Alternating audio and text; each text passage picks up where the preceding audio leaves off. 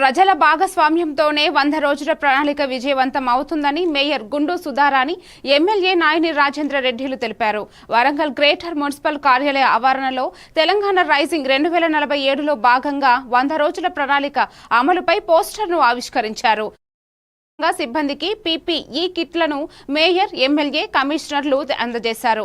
100 రోజుల కార్యక్రమ అవగాహనపై ఏర్పాటు చేసిన ర్యాలీని మేయర్, ఎమ్మెల్యే, కమిషనర్లు సంయుక్తంగా జెండా ఊపి ప్రారంభించారు.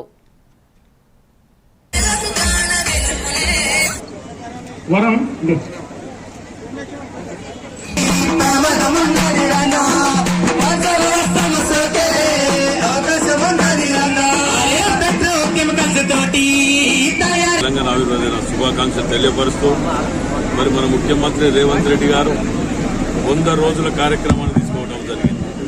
మరి మార్పు అనేది అవ్వడాలి, ఏదో ముక్కుబడిగా మనం చేసినామంటే చేసామనేది కాకుండా 100 రోజుల మార్పు అవ్వబడే విధంగా రేజింగ్ తెలంగాణ అనే దాని మీద నిర్ణయం తీసుకొని ముందుకు పోవడం జరుగుతుంది.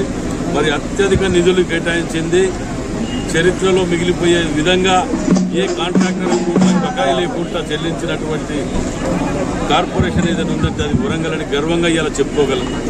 మన ముఖ్యమంత్రి గారు ప్రభుత్వం వచ్చిన తర్వాత మొట్టమొదటి బహిరంగ సభ వరంగల్లో పెట్టినప్పుడు కార్పొరేషన్కు కానీ మరియు జిల్లా కానీ కావాల్సిన నిధులు కేటాయించడం, అందులో మార్పు కోరుకోవటం, మార్పు చూపించుకోవడం, ఇప్పటికే ఎంతో మార్పు చూపించుకోగలిగినాం. మరి ఎలక్షన్లు అయిపోయిన తర్వాత ఏ పార్టీలు అనేది లేకుండా ప్రతి ఒక్కరికి కూడా, ప్రతి ఒక్క డివిజన్ కూడా కావాల్సిన నిధులు ఎక్కడ పక్షపాతదారులు చూపించకుండా కేటాయించడం జరుగుతున్నది.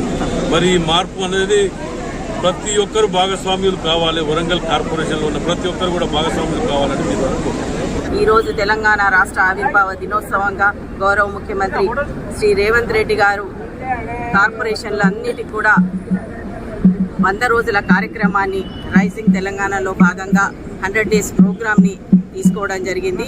ఈ ప్రోగ్రాం ద్వారా మార్పు, అభివృద్ధి అనేది మరోసారి ఈ 100 రోజులలో తీసుకురావాలనే ఉద్దేశంతో దీంట్లో ప్రజలను భాగస్వామ్యం చేస్తూ అధికారులు, ప్రజలు, గౌరవ కార్పొరేటర్ల, ప్రజాప్రతినిధుల సమన్వయంతో ఈ కార్యక్రమాన్ని 100 రోజుల పాటు తీసుకోవాలని, ఈ కార్యక్రమం యొక్క ప్రధాన ఉద్దేశం మన మహోత్సవ కార్యక్రమం, డీసిల్టింగ్ కార్యక్రమం, అదేవిధంగా టౌన్ ప్లానింగ్ డిపార్ట్మెంట్ ఏదైతే తొందరగా తీసుకురావాలనే కార్యక్రమం, దాంతోపాటు భువన్ సర్వే అనే